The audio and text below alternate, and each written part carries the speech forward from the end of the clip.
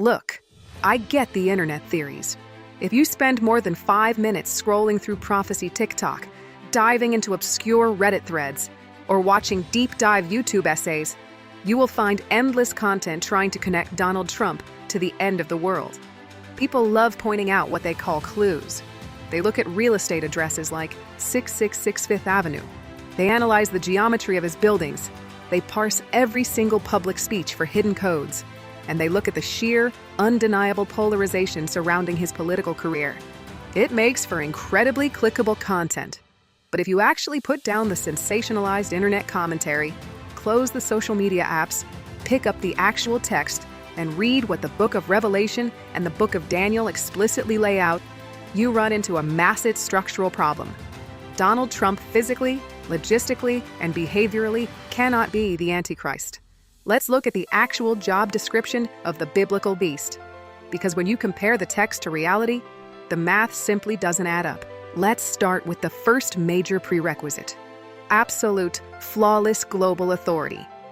Biblical prophecy doesn't describe the Antichrist as a controversial leader of one single nation who struggles to pass domestic legislation.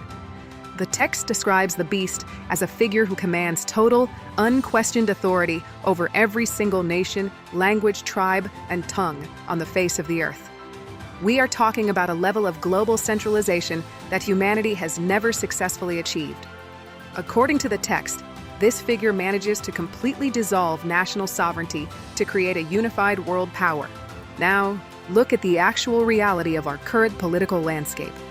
Donald Trump's entire political brand, his platform, and his philosophy are built squarely on intense, aggressive nationalism. His motto is, "America first, not the world unified." His political strategy relies entirely on being deeply polarizing, fracturing alliances, rather than building a seamless, cooperative globalist machine. He doesn't want a seat at a globalist table. He thrives on flipping the table over. But it goes even deeper than political borders. The Bible tells us that the Antichrist establishes a terrifyingly smooth, 100% centralized global cashless economy. This is the system where the text explicitly states that a person literally cannot buy a loaf of bread, sell a product, or engage in basic commerce without total, absolute allegiance to the centralized system.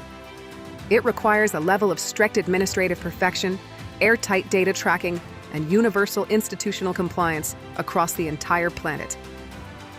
Now, let's contrast that terrifyingly precise bureaucratic nightmare with reality. Donald Trump is a lot of things, but a master of sleek, quiet, disciplined bureaucratic precision is not one of them. This is a man who famously cannot even stick to his own teleprompter for 10 minutes without breaking off into a 20-minute, completely unscripted tangent about sharks, electric boat batteries, or the water pressure in modern dishwashers. A system that requires total, seamless, airtight global compliance doesn't align with a leader whose primary operating style is chaotic, unpredictable, and entirely driven by personal instinct. Now let's look at the second major biblical requirement, which completely shatters the theory: the religious shift. The Bible explicitly states that when the Antichrist takes power, he eventually outlaws all traditional world religions. He doesn't champion one faith over another. He abolishes them all. Prophecy tells us that he walks directly into a physically rebuilt third temple in the city of Jerusalem, sits down on the throne, elevates himself above anything that is called God, and demands that every human being on the planet worship him as the one true living God. He tolerates zero competition, zero independent theology, and zero traditional worship. Compare that theological reality to the actual mechanics of Trump's political career. His entire political survival, his rise to power, and his ongoing base of support does not rely on dismantling the church. It relies on aggressively flattering, courting, and appealing to traditional, church-going grandmas in Iowa and the evangelical base across America. Think about what actually happens at a modern political campaign rally.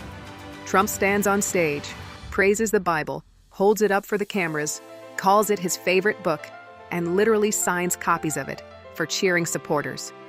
He is constantly working to assure religious conservative voters that he will protect their places of worship, secure their religious liberties, and defend their traditional values. Now look at the biblical text. The Antichrist does not sign Bibles. He destroys them. The Antichrist does not court the favor of evangelical Christians or promise to protect their churches. He wages literal, total war against them. To argue that Trump is secretly plotting a hidden agenda to declare himself the literal divine creator of the universe, ban Christianity, and execute the very churchgoers who put him in office requires a level of mental gymnastics and political fiction that the actual biblical text simply does not support. So look, if all of this clear biblical evidence and basic political logic still isn't enough to convince you that he is not the Antichrist, let's completely pivot away from him for a moment and talk about you. Let's talk about the people who are generating and consuming these endless online theories. Because if you still firmly believe that he is the beast, shouldn't you be seriously worried about the deep logical and theological corner you have painted yourself into? Think about the underlying contradiction here. If you claim to believe the Bible, if you claim to take prophecy seriously, but your personal interpretation tells you that a living, breathing modern political figure is the ultimate unstoppable end-times villain prophesied thousands of years ago, what exactly are you planning to do about it? Let's look at what the text actually says happens to the Antichrist. According to prophecy, the rise of the beast is divinely permitted. His global reign is mathematically guaranteed for a set period, and absolutely no political movement, grassroots campaign, democratic election, or human effort can possibly stop his system from forming. It is a locked-in prophetic event that is ultimately resolved only by the second coming. So, if you genuinely, truly believe that this specific political figure is that prophesied cosmic entity, why are you spending hours arguing about him in comment sections? Why are you stressing out over local political campaigns, organizing secular resistance movements, or worrying about the next election cycle? By your very own theological logic, the script has already been written. The outcome is entirely out of human hands, and no amount of political activism can alter the timeline. Your panic completely contradicts your professed theology. Maybe, just maybe, it's time to take a step back. Maybe it's time to stop trying to force modern political figures into ancient sacred texts just because you personally dislike their personality, their rhetoric, or their policies. When you warp scripture to weaponize it against your political opponents, you aren't practicing theology. You're just practicing partisan politics under a religious lens. Instead of getting sucked into the endless vortex of internet speculation and sensationalism, it might be time to start focusing on what the text actually calls people of faith to do. The Bible doesn't call believers to become conspiracy theorists on social media. It calls them to practice righteous discernment, to choose peace over personal preferences, and to actively avoid letting wild, ungrounded internet theories become a massive stumbling block for their actual day-to-day faith. Read the text for yourself, look at the reality, and leave the internet commentary behind.